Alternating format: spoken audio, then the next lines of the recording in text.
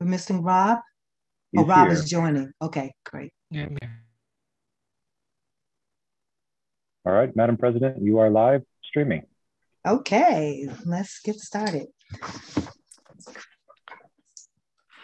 So thank you very much, everyone, for being on this in this meeting.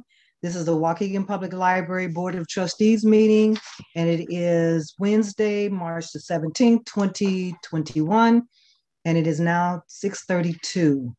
So let's go ahead and do roll call. And I'm calling the meeting to order. So the roll call: Brian. Present. Tatiana. Here.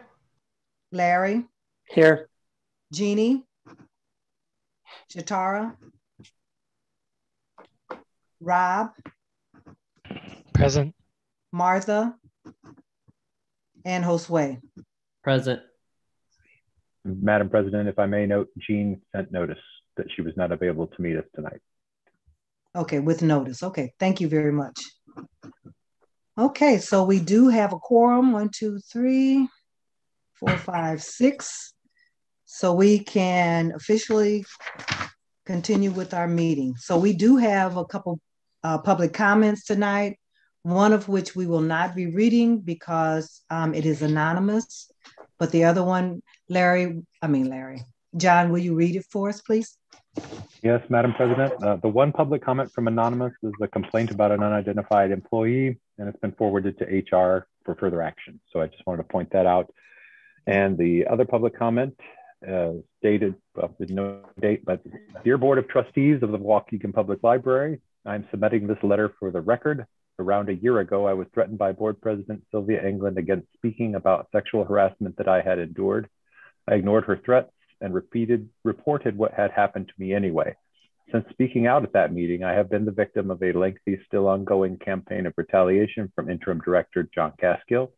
I'm submitting this letter so the board is aware that the issues I raised in that meeting last year have not only not been resolved, but are in many ways already worse. After I spoke out, I was placed on Performance Improvement Plan, PIP, which was once again just extended for another year. I believe this was done as blatant retaliation for me speaking out in that meeting and for reporting Sean Burnett's sexual harassment. It was also done so that Mr. Gaskill can keep me perpetually at risk of being fired and actually fire me if I ever make a mistake or if he succeeds in fabricating evidence to support my firing. The retaliation also includes refusing my requests for accommodations. I was forced to obtain 5 different doctor's notes to support my accommodation request, with management finding repeated excuses to force me to go back to my doctor to justify my requests. The retaliation also includes Mr. Gaskill and others making repeated threats to my employment and subjecting me to extremely strict and excessive disciplinary and performance monitoring. I believe that the managers have been carrying out Sylvia England's threat of taking me down, and I am doing everything possible to cause my firing and blatant and illegal retaliation. It is my hope that the board will take note of what is transpiring at the library and ensure it stops. I love my job with the WPL library. The library is very important to me, and I am saddened by all of the turmoil there over the past year plus. Thank you for your time and attention to this. Respectfully submitted, Princess Polito. Thank you very much, John, for reading that public comment. Let's move on to the agenda and the minutes for tonight. So go ahead and look over the agenda and see if there's something that you would like to add or take out. I have a question for John. Yes, sir. Do the trustees... Excuse me, wait a minute. Stop 1 minute, Josue. With the letter that he read, that's just a comment. We're going to move on to the agenda, if you don't mind. Oh, my question is about the letter we didn't get to read.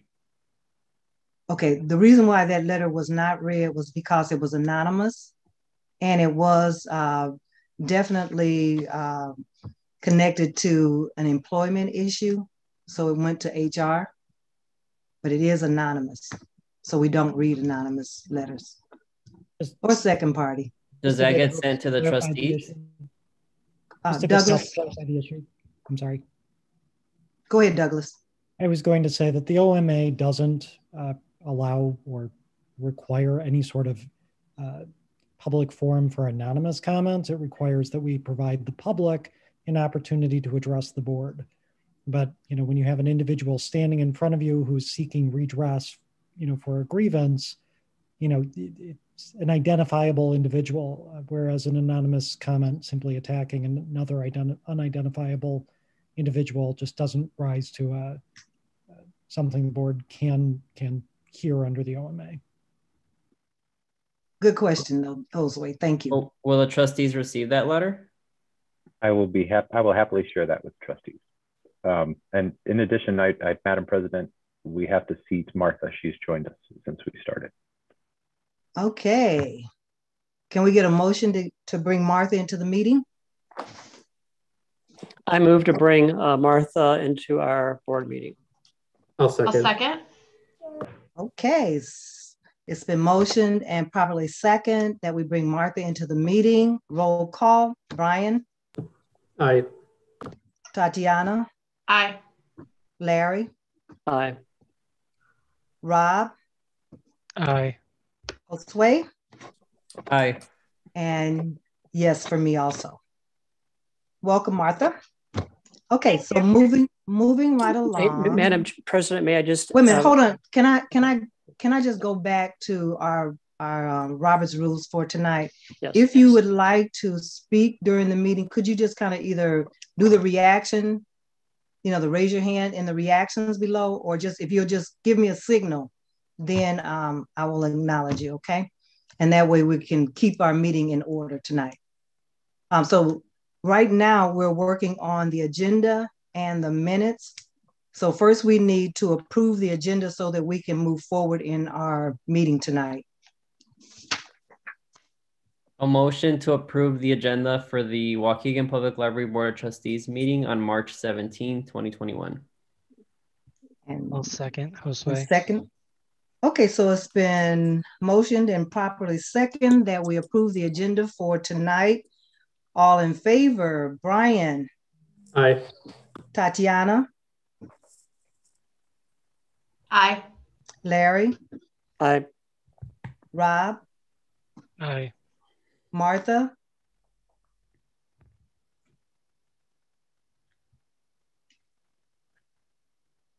Aye. Thank you. And Josue? Aye. Thank you. Okay, so agenda approved for tonight. Could you look at the minutes and let's get a motion for the minutes? I'll motion to approve the minutes of the Waukegan Public Library meeting, Board of Trustees meeting on February 17, 2021. I'll second. Thank you, Tatiana. So it's been motioned and properly second that we accept the minutes. Discussion. I do have a few items. If you could, if you'll go to up at the top under Mr. Gaskill, it says expansion of services. So that's one of services. And also in my report, President's report, if you'll check director's search. So we do have a few corrections that need to be made. So if someone could go back and amend that motion, then we can move forward. What are the corrections? The corrections would be, look under John's or under Mr. Gaskill's report, Acting Executive Director, where it says expansion of services. 3 times. Says it twice.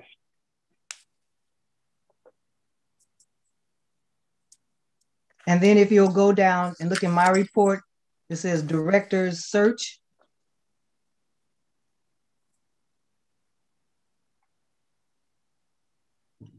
So if we could get someone to amend that.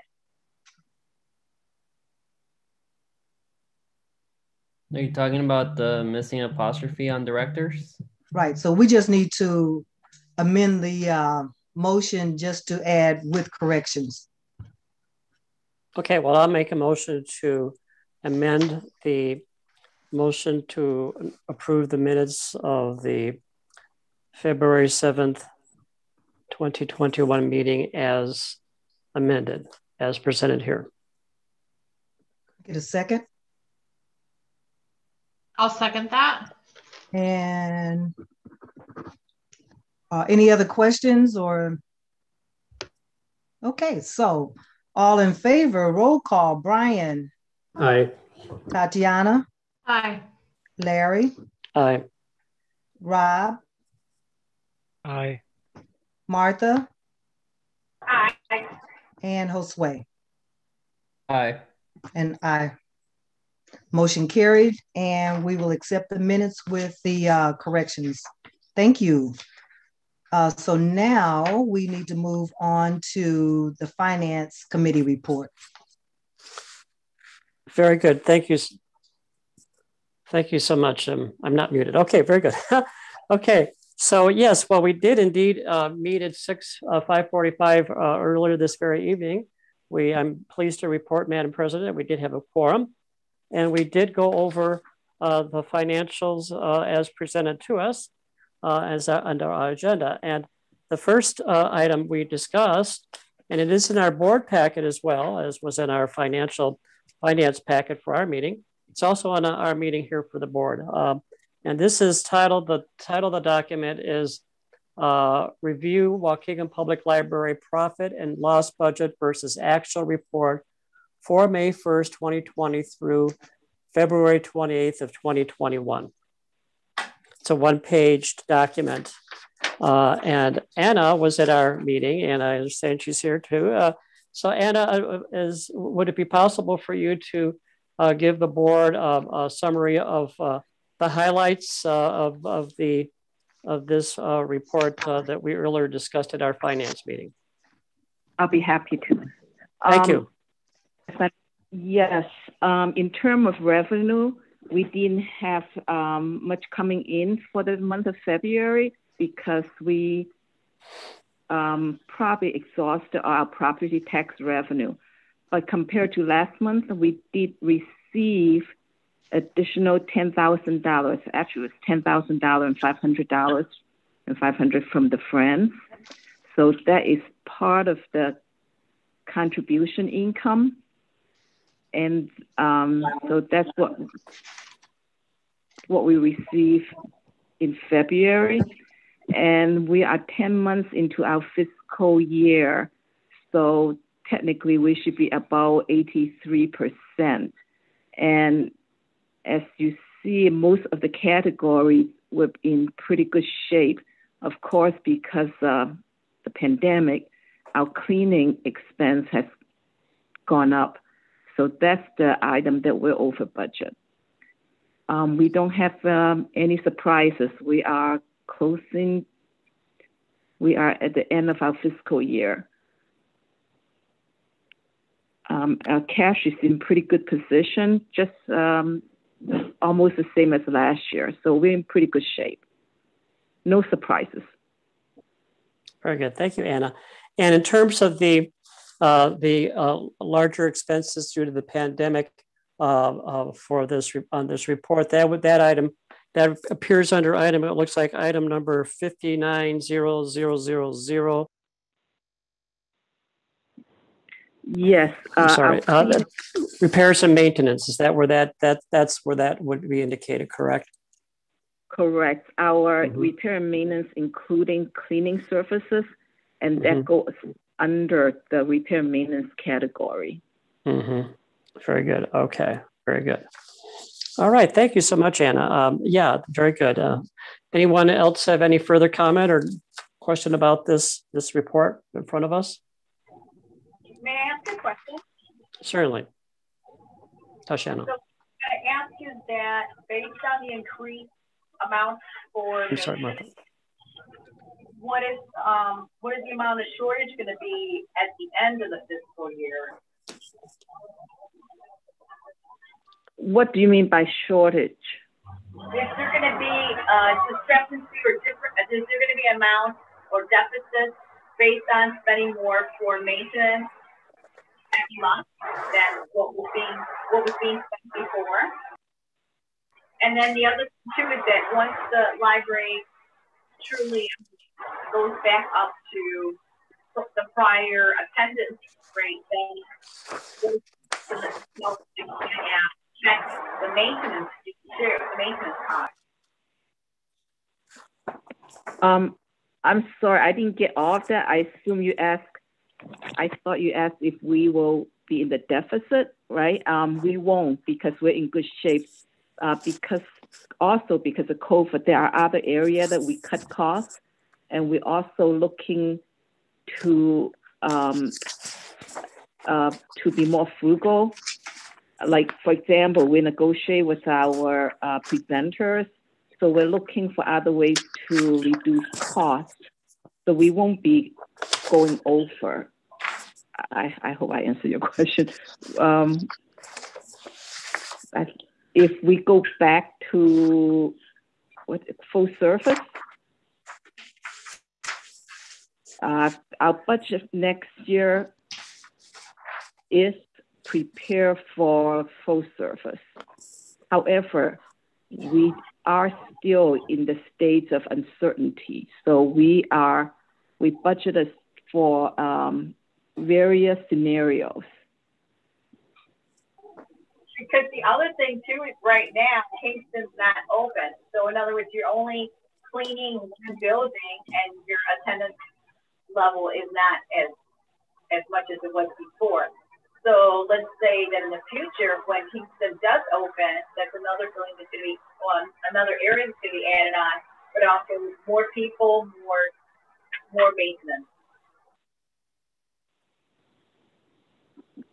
That's possible. We don't really have a cleaning plan right now. We're working on our opening strategy. We are in the process of planning that.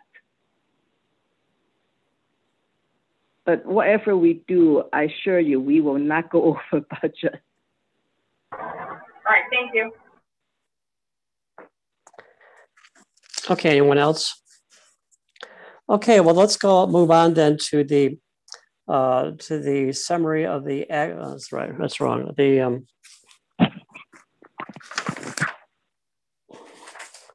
Okay, so let's move on then to the monthly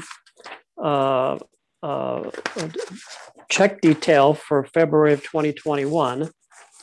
We did discuss this at our board meeting, as our finance meeting as well, before our board meeting. Anyone have any questions about any of the disbursements, expenses, whatever's in this report?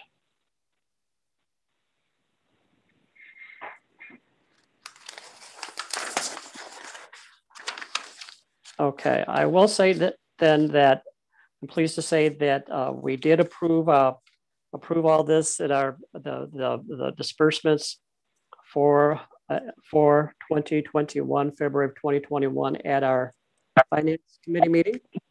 We discussed and approved it, and so now I'm presenting it to the board to approve the disbursements as detailed in the report here before us for February of 2021.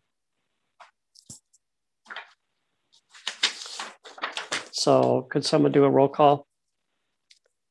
Larry, if you could make a motion, we can get a second for it. Okay, very good. Thank you. Okay, so I would make then a motion to approve the disbursements as indicated here on our February check detail for February of 2021. That is my motion. Second that motion. Thank you. Okay, so it's been motioned, properly second, that we approve the disbursements for February 2021. All in favor? Brian? Aye. Tatiana? Aye. Larry? Aye. Rob? Aye. Martha? Aye. And Josue? Aye. Okay, and aye for me. Motion carried. Thank you. Thank you. Okay, moving on down to Acting Executive Director's Report.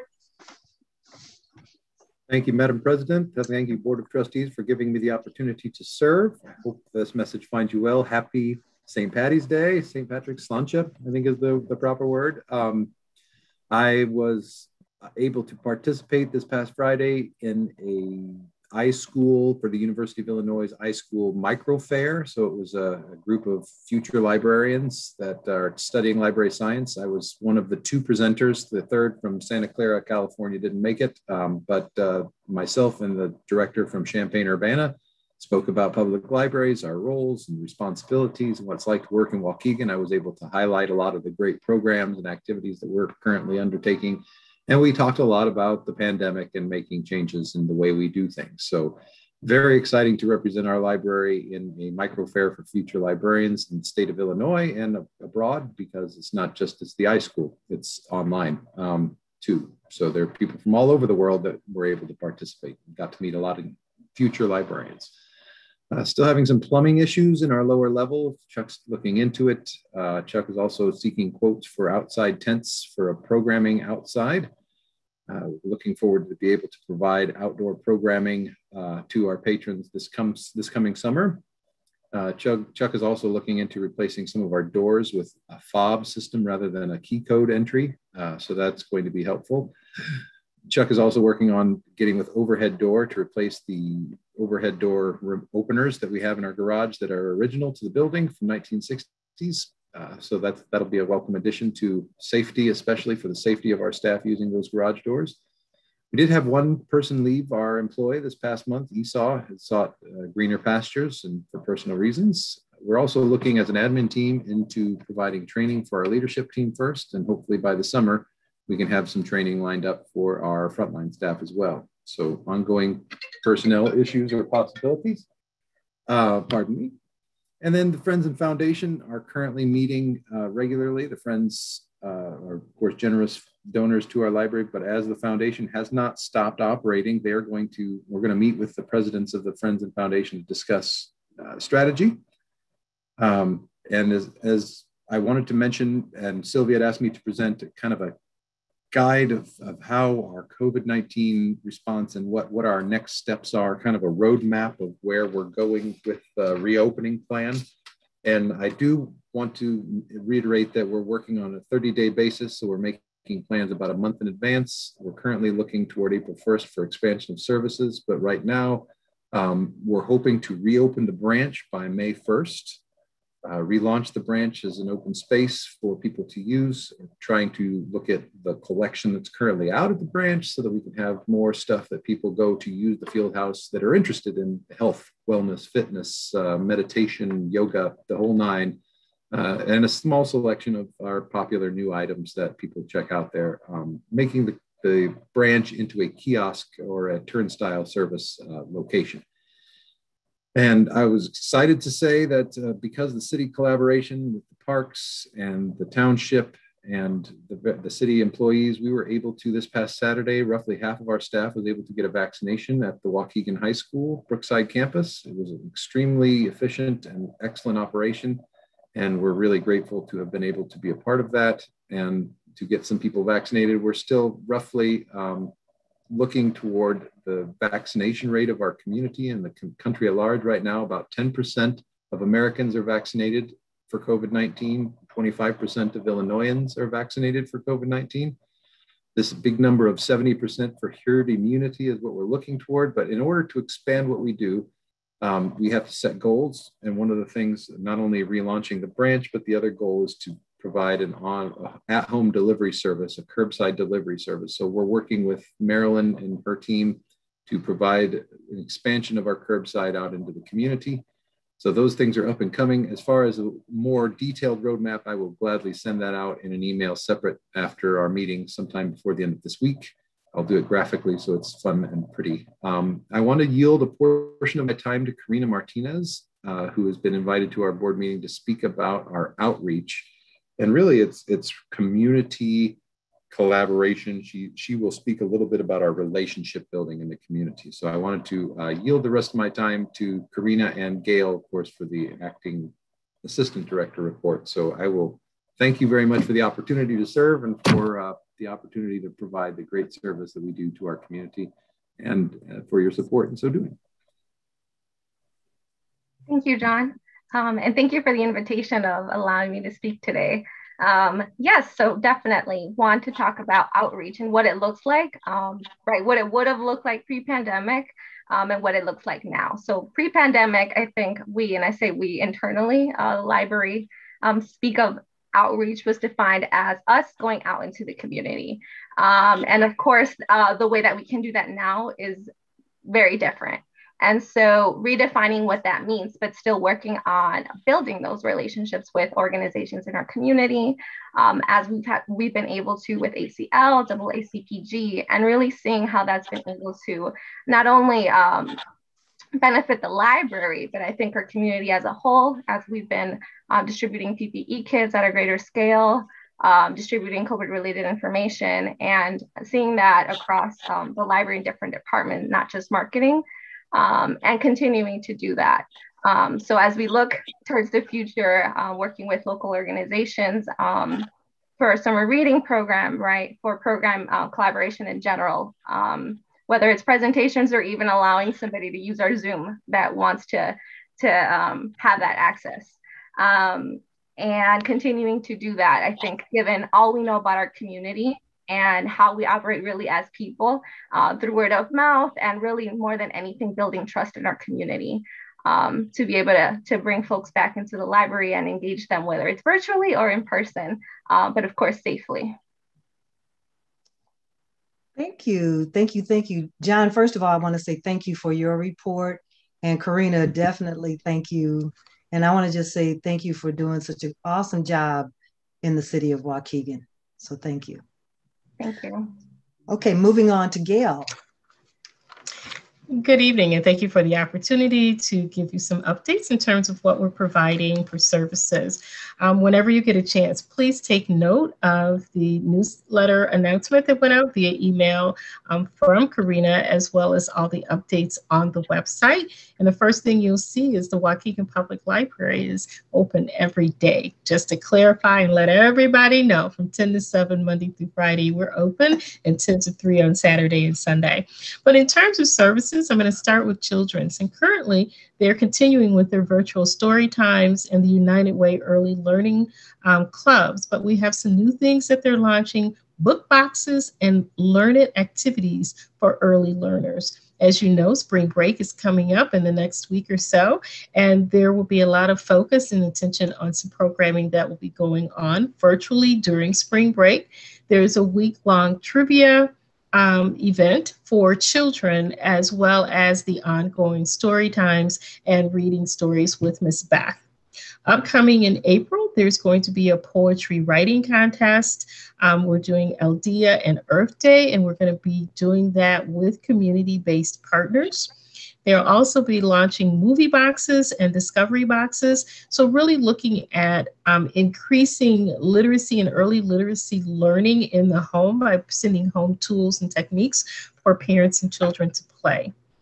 Moving into summer, we're starting to look at, of course, our summer reading club, as well as 1,000 books before kindergarten and in-person summer programming in that tent that we hope to have. My goal is to shut down county every time I can.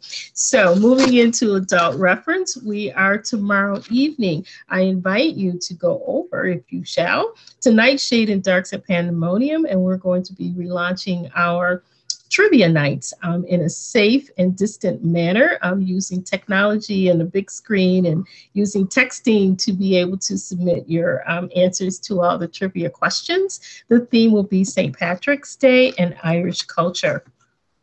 Next week, there's Dr. Terry Roots, our rapidly changing climate, and we're doing that in partnership with Sharing Our Shores.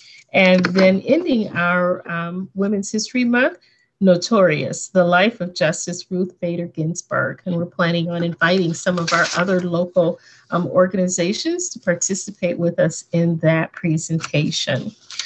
True to what Karina said, partnership and partnership building is so important as we continue to recover from the pandemic and rightfully gain our place back in the community as the Waukegan Public Library. So in the adult education world, we're continuing to work with the Waukegan Public Schools. We are wrapping up the last of our digital literacy classes in Spanish and English with the parents. This has gone well, and we're looking to extend that relationship and do more recruiting and planning with the school district around our adult literacy tutoring and ESL offerings. From Children's for Earth Week, we're going to be partnering with the Boys and Girls Clubs and doing some seed bomb activities, and our staff will be going out in the community and participating in the event with the North Chicago Rotary and the Boys and Girls Club of Lake County. Also, our adult reference will participate because where there's children, there are parents. We are also just beginning to plan a Summer Explorer backpack partnership with Brushwood Center. And in terms of our functional health literacy program, we did a one-day pilot with Erie Health Clinic, where through our functional health literacy program, we were able to connect 30 of our community members directly with appointments to receive their COVID-19 vaccinations through Erie Health. And we're working to expand that, where we'll be able to serve people that are going through our functional health literacy program. That's it. Thank you very much, Jill. Very, very, very thorough. I love it. Okay, could I follow up with a question? Could I? Excuse me, Larry. You're out of. Yeah. You're kind of out of line. I mean, out of order. I'm sorry. Any questions on John's or Karina's or Gail's reports? Oh no, I have a question. Okay, go ahead, Larry. Thank you. Okay, I'm sorry. I should have waited my turn. Next time I'll do better. Yes. So. Gail, what is I heard the term movie box, and did I hear a reading box or book box, or well, I'm just curious, what does the box mean at the end? A box is around a theme. It could be around a movie, or it could be around a book. And so there's activities and discussion guides and things to do to learn more about the particular story. Not only does that support some family bonding time, and it gets kids away from, e-learning and the computer screen, but allows the family to engage, but also learn in that secret manner in which we like to teach our children. Oh, wow. So they're kind of to-go activities, basically, around different themes. Oh, very good. Thank you. Mm-hmm. Any other questions? I did. Go ahead, Martha. Okay, so this week, and I also printed the web, so the calendar. But what I noticed a lot is that the calendar kind of repeats always at the same time, week after week. Like you have the virtual Milan, virtual daytime, virtual, and always in the morning. And if it's virtual, then why can't it be repeated at night when a lot of parents or at other different times or different days? My second is that the calendar doesn't translate over to Spanish, even when you click on Espanol. And there were some other things. I think that maybe another day we can address as far as the website, because even the time or the schedule for the library, if you look at it's not the same. They don't match. So like in English, it says that it's open till 7 o'clock, and in Spanish, it says that we're temporarily closed. It says temporarily closed. And then at Kingston Park, it says it's open from 10 to 3, but we know that Kingston Park is not open. So there's these discrepancies. The other thing too is that as far as the ESL classes, I don't see it on the calendar, but when you look at Spanish, it says that it is being offered. So I want to know. Okay. Right now, or there's not, because it's not listed on the calendar. Okay, so the very end, I got the ESL piece, but at the very end, it was difficult to understand what you were saying. So I'm going to work my way backwards. I'll actually start forward. And so in terms of virtual on LibCal on our calendar, the truest answer is the calendar was not built for virtual world. And so we have been experimenting over the last year in how to properly get across that something is premiered, a story time at 2 o'clock, but it is available virtually. And so part of that is our outreach and our communications with individuals in the community, and part is through the calendar. If you read each and every listing, it tries to explain the fact that once it premieres at a certain time, you can access it. There's some other tools that John will be talking about in the near future, but in particular BiblioBoard, which will rectify this because we'll be able to sort of go to that spot and play videos and repeat things at will. And it'll help us with our calendar along with Communico. I think the second thing you were talking about is a mismatch in translation. So the only thing I'll say there is thank you for bringing that to our attention, and we'll do a deep dive and see where there's a disconnect and correct anything that might not be in sync between English and Spanish on the calendar. The last thing you said, there was a blur that I couldn't understand, and then you said the ESL classes. So if you look at the ESL, we've definitely changed the way that we're doing it as we move to a virtual model. One of the things is we just want people to come and learn how to speak English. And the reality is we're not offering the class the way that it used to be. We're offering opportunities to engage one-on-one and in small groups. And so it's not on the calendar because it's not at 10 o'clock anymore. It's through appointment, and we set up times and we work with each student or a small group and schedule them accordingly. The last piece you said about ESL being in English and in Spanish, it should be in both. ESL tutoring is captured with adult literacy, and then the predominance of our students are Spanish speakers. So it's more in depth in Spanish, but it's also in English because people can refer people, and we don't have just Spanish speakers in our ESL program. So to the extent of one thing that I couldn't hear, I did address each of your questions. So I hope that I was thorough enough at this point and offer you any opportunity to engage more about it at a later time. Thank you. Thank you, Gail, for answering Martha's questions. Martha, it was pretty difficult to hear what you were asking. So I think that if you could either reach out to Gail or John to address some of the issues that you have, that would be awesome. And at this time, Tatiana. Hi, thank you. Just a quick question. I'm wondering if there will be, or you're looking into any sort of vaccine requirement for the employees, or what incentives you might be offering for employees to get the vaccine. Might be a question for Douglas also, I'm not sure. At this juncture, we're not making anything required because it's medical stuff and we can't require people to do things. Now, as far as incentivizing people getting vaccinated, that's a good question. I'd be happy to talk offline about the possibilities. I hadn't considered incentivizing it, but we do definitely want as many people to be vaccinated as possible so that we can get back to normal. So I'm happy to explore that and discuss offline. Okay, thank you. Any other questions of any of them? Okay, thank you very much, Gail. Very thorough report. Oh, okay, moving right on to the governance committee. Josue. Yes, thank you, Sylvia. The governance committee met on Wednesday, March 3rd, and we had a very good discussion about the use of the library policy. We discussed it in depth, and we're going to be recommending a reviewed policy at the next trustees meeting. Okay. Anything else, Josue? No, that was it. We'll actually be meeting again on Wednesday, April 7th. Okay, thank you.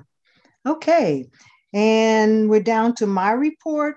So the first thing I want to do is thank the Friends of the Library. They're doing an awesome job with what they're doing, you know, with selling the books and those types of things. So thank you, Friends of the Library. The other thing is I want to talk a little bit about our executive director search. We are in the process of looking for an executive director. We did cancel our last RFPs, and we will be putting out a new RFP for those of you who would like to come to our meetings. We do have a meeting for the executive search, and it is scheduled for the third Monday. The third Monday. John, correct me if I'm wrong. Is it the third Monday for the executive director, or is it the second? It's the second Wednesday. It was supposed to be the fourth, but I am not familiar. I don't know. Is it the second? We had it last Wednesday, correct? And because we didn't have a quorum, we only had a discussion, and not necessarily did we have a meeting on that day. So I will send out the new information on the executive director's search. And that's I forgot to say happy St. Patrick's Day. So happy St. Patrick's Day to everyone. And that's about all I have for this week. Moving on into new business. May I ask a question regarding the... Yeah, Martha, you're kind of out of order. You need to raise your hand, please. Wait. We can't see you. You can always put something in the chat if you'd like to talk. So Martha, is it? Okay. Hi, Martha. Good to see you. Go ahead. All right. My question on employment for Waukegan Public Library on the back page where it says employment, in other words, like a list jobs, like on the Waukegan Public Library website. Can it be listed there? Because there's nothing that appears for Waukegan Public Library for employment. Douglas, could you address that for us, please?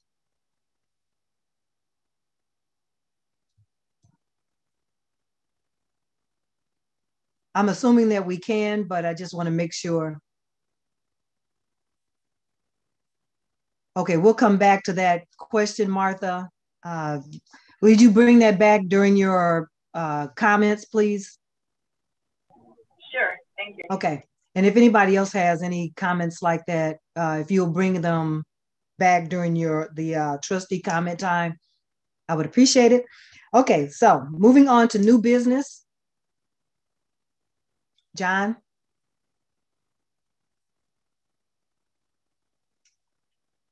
Yes, Madam President, thank you very much. Sorry, my computer went to sleep. So new business, there are several items. The first is an e-book consortium. The only information that I currently have, there's no bids or quotes, but I did receive notification information from Fran to join the Digital Library of Illinois, formerly the My Media Mall. There are 95 members of this consortium. It's also known as the Electronic Content Consortium, ECC. The cost per year is $14,300. It's an estimate based on the population and probable use. We can add a large selection of digital magazines for around $3,375. The collection contains roughly 44,000 ebooks, 17,500 audiobooks, and 675 videos, mostly in English, but some in Spanish. And the option to add about 3,200 digital magazines in at least English, Spanish, Russian, Japanese, and an additional cost. So basically what we're trying to do is expand our ebook collection to include more options for our patrons. We have been going it alone since we went for Overdrive a number of years ago. And as a standalone library, it's a lot more cost restrictive. It's very expensive to buy ebooks these days. But by joining an e-consortium like the Digital Library of Illinois, this gives our patrons access to well over 70,000 new items, well, 60 plus change.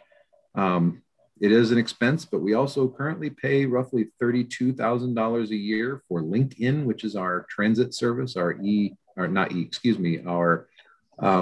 you want a book that we don't own, you can get it from one of our member libraries through Rails. That is $32,000 just as a price comparison to access to materials. But this will incredibly increase the amount of ebooks we have. And I would propose that we do this using our excess per capita funds. Currently, right now, we have about $46,000 in excess per capita from fiscal year 19's per capita that we have until the end of this calendar year to spend. So at this juncture, it won't cost the library taxpayer anything, but it will be an ongoing expense of roughly $17,000 $500 for our patrons to have more access to ebooks. I'm happy to answer any questions you might have. Is that per, so is that $17,000 per year from this point on? Because you said 14,300 now. Correct. And then 17,000 every year after this. And it was 14,300 for just the ebooks, and then if we wanted to add digital magazines, it would cost us an additional $3,500. So. Okay, and then my other question is there a coordination of all of our ebook services? That is what we're currently working on with Communico. So through our app, you'll be able to access any of the electronic services through our Waukegan Public Library app, which we're making the finishing touches on now. So that would all be central to one app. But currently it's all in different apps spread all over the App Store. Okay, thank you. Tatiana, you're muted. Thank you. I guess my big concern is access, and for the amount of people that may not have access to devices for ebooks. So I hesitate unless there's plans to purchase devices that we will be loaning out. And I would be interested if there's any other sources besides LinkedIn that we could get actual books or materials from. But my hesitancy in spending more money on e-resources is simply due to access. So when I first moved to Waukegan, I learned that about 18% of people in Waukegan had internet in their homes. We were a relatively low adoption rate of internet in the house. But again, we have for several years been very skimpy in our collection. Our collection is small compared to the monumental and incredible amounts of stuff that are available. It's really just to expand and provide more options for our patrons. And we are still able to add books that our patrons want and need separate from this collection. So we wouldn't limit the access to the patrons that they want. There is a definite digital divide in our community. We can look into purchasing devices, but roughly 95% of Americans in this country have a smartphone. And according to collaborations with the school, learning about how they're now communicating with their students and parents, they've done away with paper and are doing it either via text and email, because 95% of Americans have a smartphone. And so the goal is to increase usage, all the while making it more accessible, because the more there is available, the more use we'll see. Can I also clarify something? Is our current purchasing policy that we do not purchase materials that are older than 5 years? So purchasing new materials, if somebody requests a purchase of a material, a book or something that might be 10, 20, 30 years old, there are some hurdles internally that need to be overcome to purchase that item, that we mostly purchase new items. And if so, I have questions about allocating or changing that policy and having funds available to purchase more actual materials before switching to such a large e-resource. And also a couple comments. Josue, will you put that on your list of policies for us to look into? And then also last week or last month, Gail talked about purchasing the computers and the internet to be used in our community. So Gail, you wanna just kind of real quick, give us a quick update? Thank you. So quickly, we totally hear you, Tatiana, and those concerns. I would always challenge that if we don't continue to introduce and problem solve with our community, they will only be further left behind in the digital divide. So we have to do that teaching and training and find ways to help people with their access. Many people we find do have smartphones. It's about learning how to use some of those smart features. We do know there's concerns about internet access, and we are addressing that with the hotspots and the computers that will be coming both as a lending pool for the library, but also for. So we'll be cognizant of both. Thank you. Martha? My question is that since we know that Washington High School is using and middle schools are using the Chromebooks, could it be possible if, I think it's fantastic, John, maybe that we do a partnership with Waukegan Public Schools to encourage the students to make sure that if they are a Waukegan Public School student, that they be given access to the ebooks in the future. And since we can get their information and then automatically sign them up for Waukegan Public library card for them to have access for this. And the other question is that, you know, like right now, I know that if you have a library call from another district, that you can you sign up and right for you to have access to Waukegan Public Library books, right? No, let's say you Park City or whatever, right? And you can sign up for the reciprocity. Thank you, Rob Freeman. Reciprocity. So the other library, would we allow the people from Park City or whatever to access it, or will we charge something? So in order to access, we have a lot of documents we have to sign, legal documents that say we won't just let anybody borrow these items. So one of the restrictions we have to follow is they have to be a taxpayer of Waukegan or pay for our non-resident card. So reciprocal borrowers do not have access to our electronic resources. So that means people in Park City or Beach Park or one of the places that might be left out of our Waukegan service area. But the nice thing about this Digital Library of Illinois is it's shared with a lot of our local neighboring libraries. Warren Newport, for example, that was one of the first pieces of patron feedback I received, is that our collection is very small compared to Warren Newport's. Why is that? We're a bigger library. And it's because we didn't belong to a consortium. We've been doing it on our own. And to Tatiana's point too, as well, the older items, I mean, we've been looking into and have been trying to bring in Find More Illinois, which is an additional ebook consortium, or not ebook, excuse me, physical book consortium that increases our physical holdings by a lot more. And it's about 10% of the cost of the Lincoln service we currently pay for.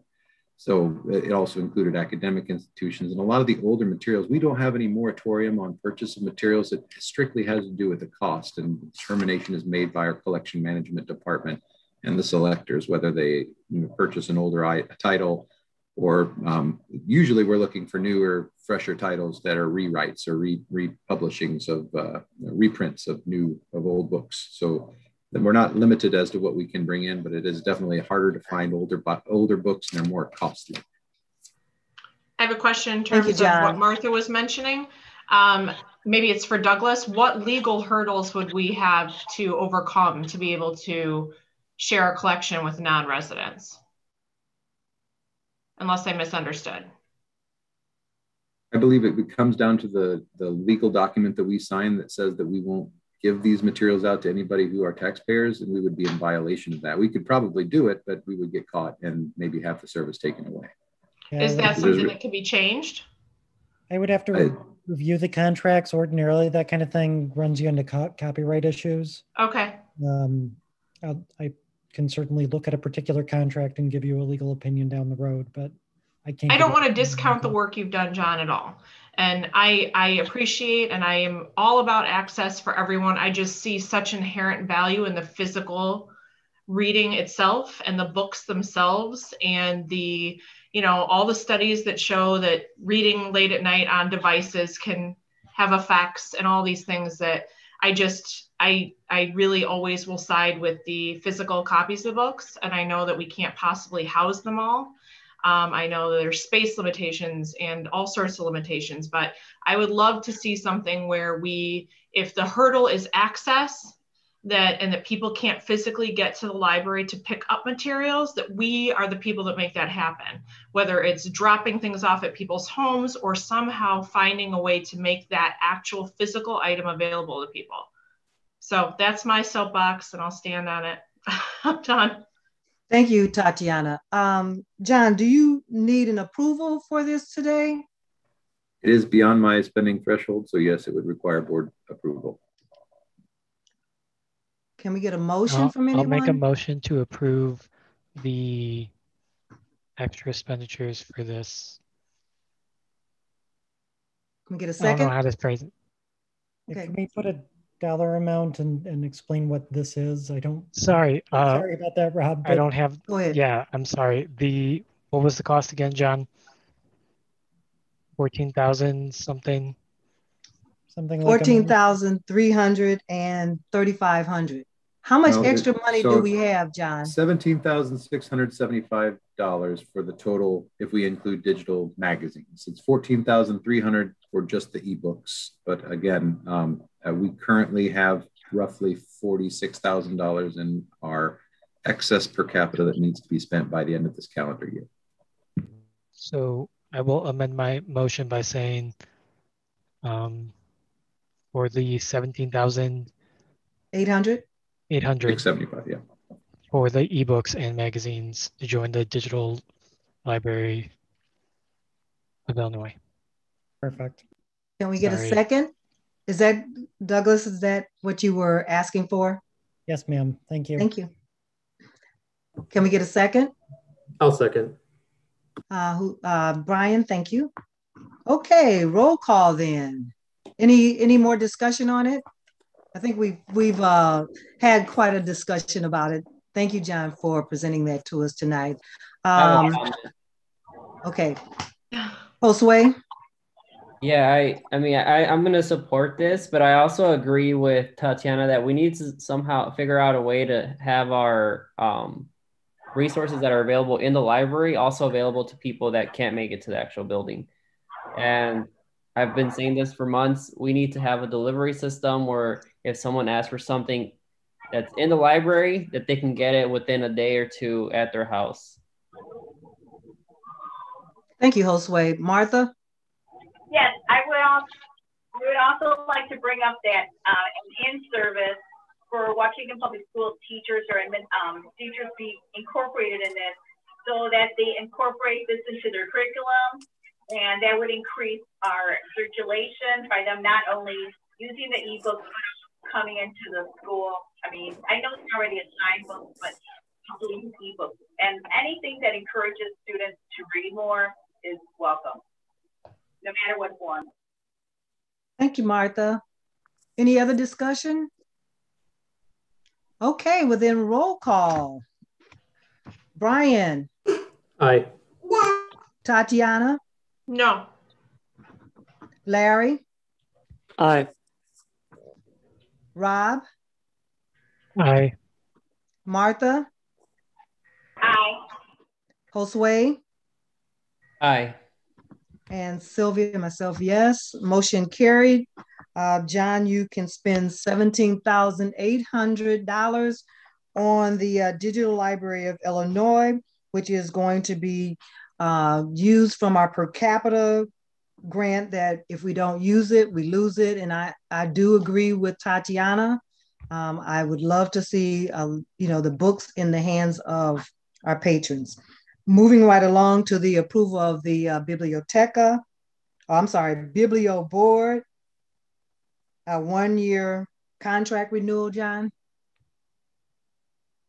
Yes, ma'am. This is one of our new electronic resources, and because I want to make sure there's transparency and the board is fully aware, I want to get your approval, even though it's within my spending threshold, to add this electronic resource to our collection, because this is very valuable for all the writing contests we've been having, as well as for example, an art contest. If we had an art contest where we were curating, and Madam President made a recommendation that Lauren Underwood is doing a contest. So we can do that and curate the collection all within our walls. The Biblio Board is basically like a place, if you write a story, a short story, poetry, we can then check it out to patrons with their library cards, and parents can go and see what their kids have done, and kids can go and see what their parents have done, all on Biblio Board. And this platform is a really valuable resource for getting more collaboration, because what we're trying to do as a library is get away from the one and done and more toward a relationship building and collaboration. So this gives us an opportunity to curate their work and share their work with other library card holders. And it's also kind of a replacement of, since we're doing away with SpringShare, LibGuides, and LibCal, this will be a replacement of sorts for the LibGuides as a reading encouraging tool to help people engage in the collection. Thank you, John. Okay, so John, you didn't tell us how much that was going to cost. $2,850 is the cost for 1 year for BiblioBoard. And then that's a reoccurring cost? It will be once a year, about that. And probably Hold on, roughly Martha. 5%. Yes, ma'am. Okay, so in order for us to have a discussion about this, I need a motion and a second. Make a motion. I'll make a motion to approve Biblioteca for the year at the amount of $2,850. $850. Okay. Second? I'll second. Thank you, Larry. Okay, now we can have a discussion about BiblioBoard. Any, Rob? I don't know. Did Martha have her hand up before? Go ahead. You can go ahead. Okay. So, how frequently is this used? The LibGuides that was used before, is this something that has been used by our patrons in the past? The similar That's one thing we've noticed about our Vibre website, and our president we've spoken about this. Our book blog was kind of an outdated resource. The reference department previous was using blogs to do reader's advisory and make recommendations about books. Since the new reference manager has been in place, they've been using LibGuides to do reader's advisory, making recommendations about materials to read in certain genres or topics. And this basically is a reflection of that. We've added things over the years, and we haven't kept up with some of them. So it's a matter of doing away with the things we're not using and bringing in things that people will use. And I think our staff is getting excited about this one for sure, about using it as a collaborative tool. Okay, and then just a final follow-up. Would this be integrated in with this new app that you've talked about? Is it something that would be easy to access that way or to integrate that way? It will be in the app. It'll be one of our resources that are available. What the app basically does is it utilizes web browsers to read books and so forth. So instead of opening it up in another app, it would open it within that app or within your web browser. So it will be in the app, most definitely. It's part of our offerings in the app itself. Thank you so much for answering the questions. Thank you, Rob. Martha? I don't know if anyone else has used Prezi, but repeat that again. Prezi, Prezi. It's kind of like PowerPoint, but it's a little bit. It's really cool because it kind of like swirls through and we do different presentations of different backgrounds.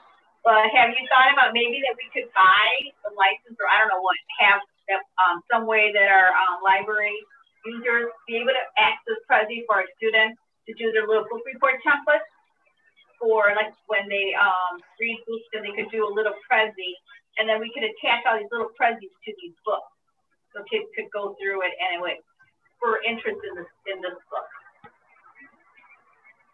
I believe anything that we want to add, we certainly can, but we have to have a reason for adding it or a purpose. And again, I think Prezi is really cool. It's also really complicated, more complicated to use than PowerPoint. So we have to have a good purpose for having it and adding it to, again, support a program, support an activity or an event, or make it part of our tutoring if that's what's the flavor of the day. But there has to be a reason to get it.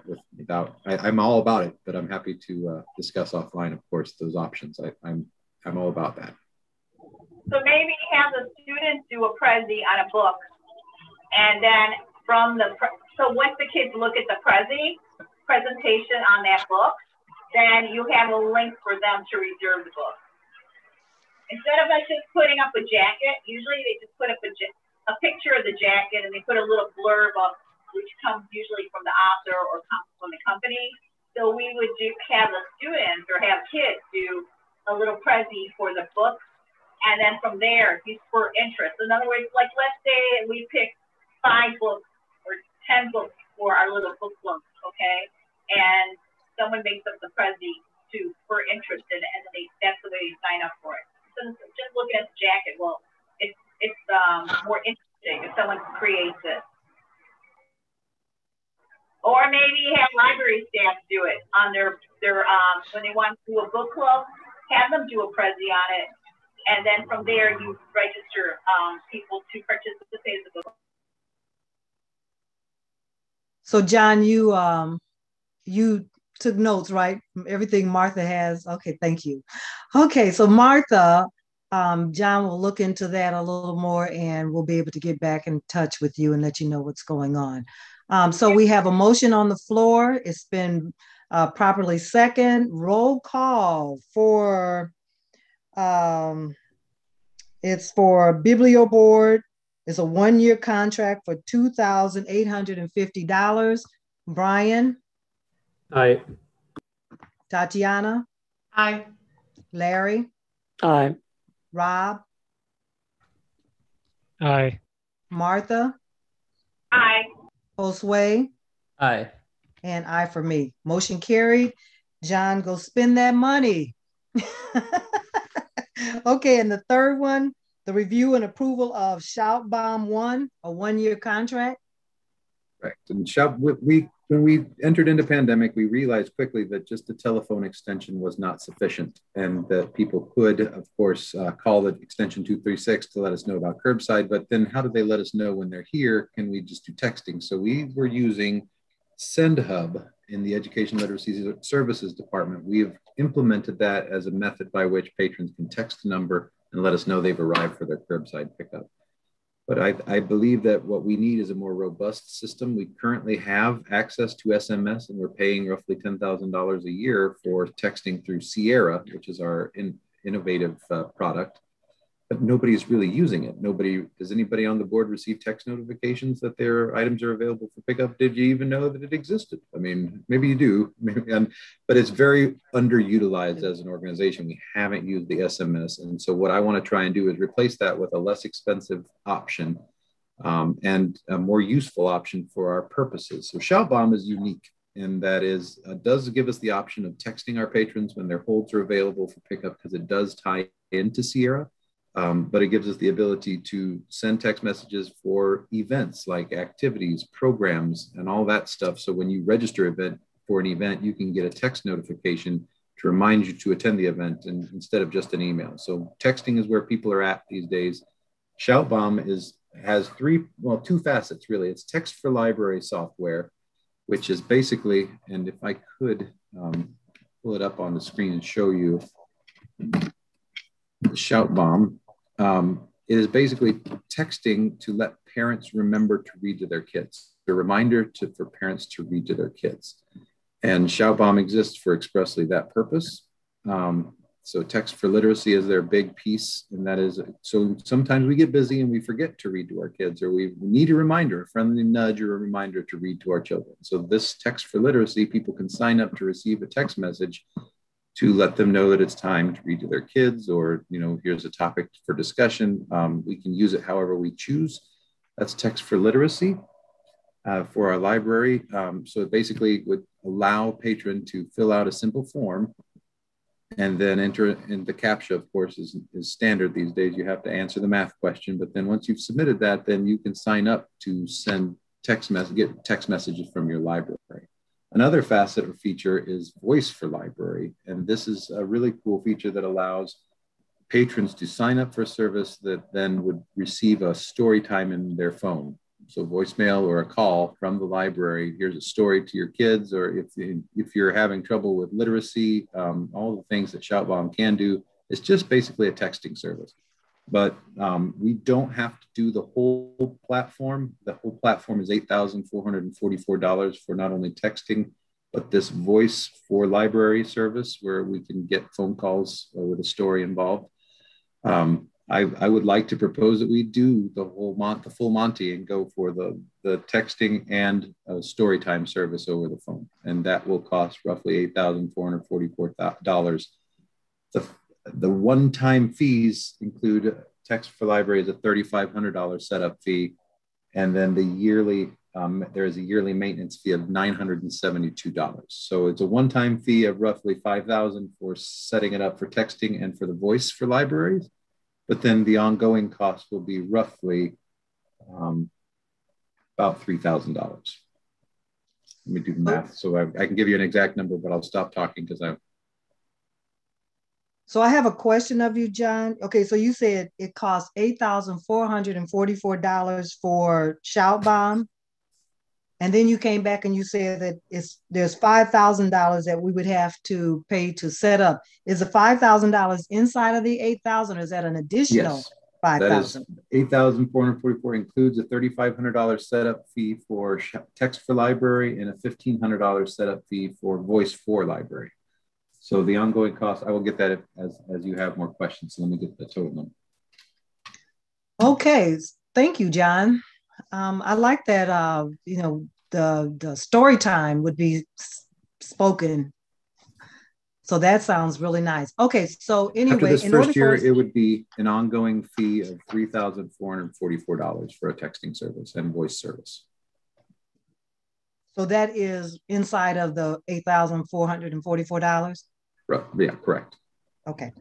Okay, so in order for us to have a discussion about the Shout Bomb 1-year contract, I need a motion on the floor. I'll make a motion. Oh. Okay, wait a minute. Rob is making the motion, and Martha, are you seconding it?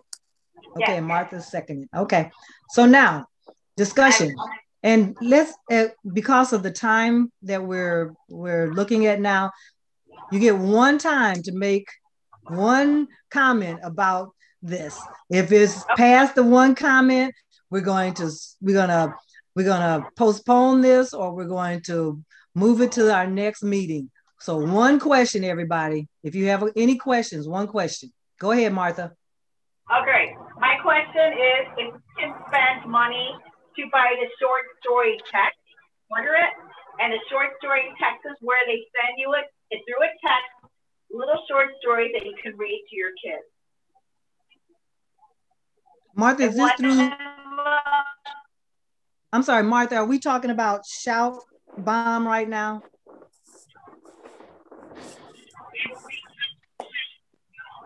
Also, short stories. And they have I can't hear you, Martha. Martha, your audio is breaking up really bad right now. Let me give you a minute and I'll come back to you. Somebody else had a question. Go ahead, Brian. Thank you, Madam President. So I had a question originally, but I think John explained it pretty well, because my main concern was with the app, how this could potentially cause a duplication of services. Because, and the thing is, I know, like when we're talking about an app, if you don't have a smartphone, then you can't access the app. And so obviously that's where the text messaging here is beneficial for patrons that might not have a smartphone.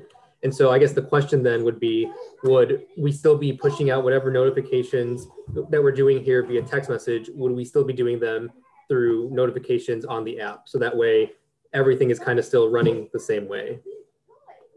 As far as I understand, Communico, the app itself, doesn't have any kind of like texting notification service in it. It's all primarily email driven. So it would be an email reminder that you signed up for a program or a reservation in a meeting room or something like that. So this would supplement that service and it, again, be an additional way to reach out to our patrons.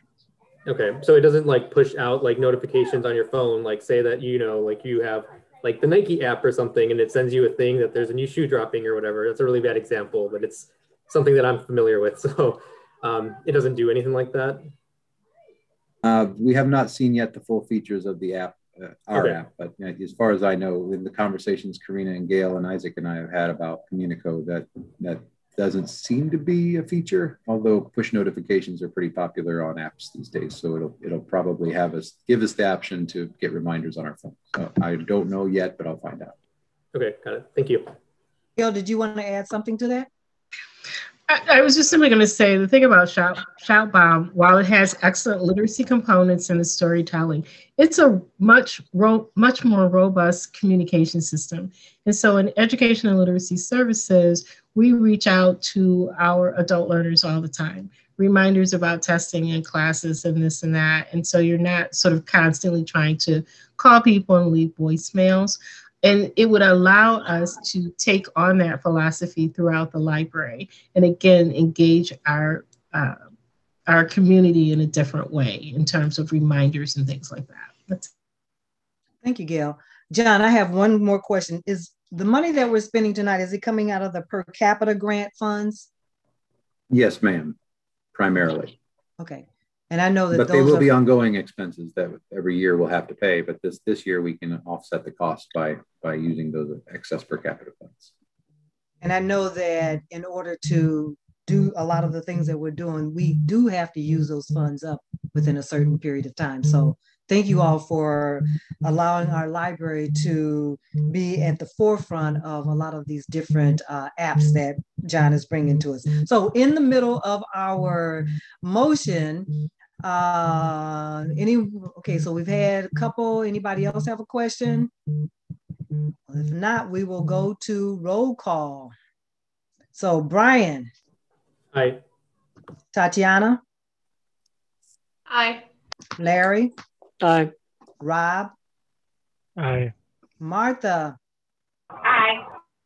Josue. Aye. And aye for me. Motion carried. John, go spend that money. Okay, next, we are down to the trustee. Any announcements? So if you have an announcement, just do it in your trustee comments. And we'll start with Brian. Thanks. So like usual, thank you, Gail, for the really thorough report. It's always good to hear about all the different things that are going on. And thank you to Karina for coming here and talking about your report, because I really like seeing staff be able to, talk about and show the passion they have for the different things they're doing. Because you guys are the ones that are on the front line, really in there, pushing out those programs and the outreach like you're talking about. So it's really great to see staff coming here and sharing those things with us. So thank you.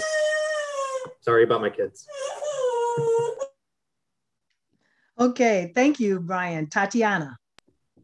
Thank you to Gail, Karina, and John. Thank you very much. I really appreciate the thorough answers as well and thorough explanations on things, helping us and everyone else viewing to know what's going on. My only comment, I guess, was that I would love to see some sort of Easter programming or Easter boxes to go out to our community, or just something along those lines.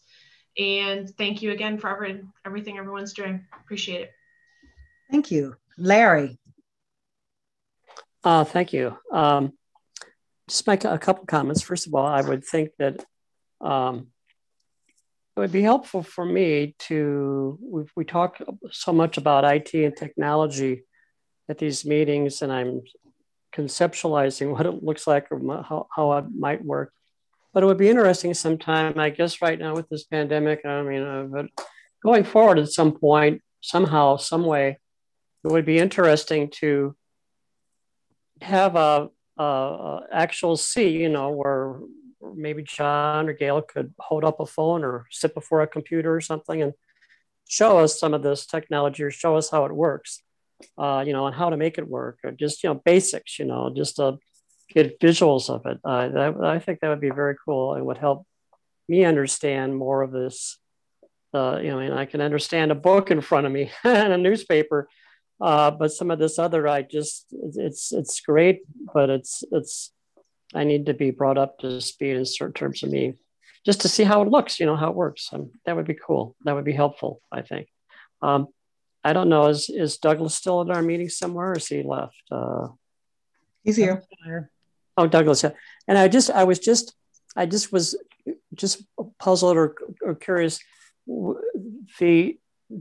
The anonymous letter we had talked about earlier tonight, it was determined that it wasn't appropriate to bring something anonymous before our board. So it sounded, Josue, and I'm not criticizing, I'm just asking, just generally asking if it's not appropriate for us to discuss it at a board meeting, is it appropriate then for us to have it sent to each of us to look at? I think that's a question for me. Well, no, it's a question for John, because it sounds like we're going to, that John Caskell agreed to go forward and do it. And I'm just wondering before we do it, if it's really appropriate to do it from a legal standpoint. I think that's a Douglas question. That's a Douglas question. Yeah, that's what I try. Yeah, for Douglas. Yeah, for Douglas. And like I said, I don't think it's there's any obligation for that letter to be circulated outside of HR where it seems to be most appropriate, I think John did the correct thing in directing it to HR for investigation. If the board, individually would like to see the letter, I'd be happy to provide them a copy, but I don't think it's necessary. Certainly the OMA is very clear that, we have to provide a public forum for the public to communicate with the board in a public meeting. Once, we take a letter and, John has dealt with it, I'm not sure that, there's really any legal basis to either, hold the letter or withhold the letter. Okay. Well, thank you. Thank you. Thank you. Thank you. Yeah. It's up to you. Thank you. Thank you, Larry, for your comments. Thank you. Rob. Yes. To echo everyone else, Gail, John, Karina, everyone else there. Gail, I love hearing your reports. I know you do great things, and our community is bettered every day because of it. And I did want to also thank John about this Digital Libraries of Illinois. I have, as a patron who has gotten reciprocity at so many surrounding libraries, and the struggle of our digital catalog being so small, and being able to get some of my books through my teacher library card. But I think it's going to be great for a lot of people in Waukegan to be able to have more things to read, and also those different magazines. I think that's going to be really cool for those who are learning languages. So just wanted to say thanks. Thank you, Rob. Martha, what you got for us? I would like to say thank you for thinking up all these cool ideas tonight. And the only reason I still would like, if maybe we can list it on our website for the short story text. And the only reason is because I know when I was a teacher, a lot of my students, we would give them books and then they would say, well, but the next time that I move, I won't be able to bring them with me. And I would be like, why? They go, oh no, because there's no room. And a lot of our students share the bedroom with younger siblings. And so they're always worried about their books. So that's one thing with a short story text or something like that, where the parents can access or the students can access books quickly. I think that would be an asset. And if we don't want to get it for them, we could always list the link of short story text on our website. Thank you, Martha. Thank you. Josue? My reasoning for wanting to see the anonymous letter is because if there's something that this person wants to get across to the board, I would like that to get across to the board. I mean, in the past we have received anonymous letters, and I don't see why this would be any different for us to see. I do understand why it wasn't read, but I would like to see the issues that were presented in there. Other than that, I don't have any other comments. Thank you, Josue, for your comments. Okay, so at this point, we can entertain a motion to adjourn.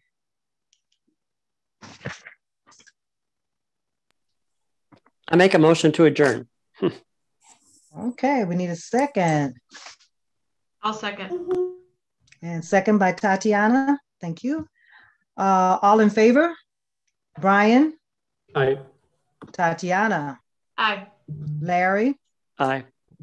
Rob? Aye. Martha?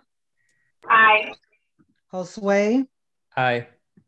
And aye for me. Motion carried. This meeting is adjourned. Thank you all so much for your time. Thank you.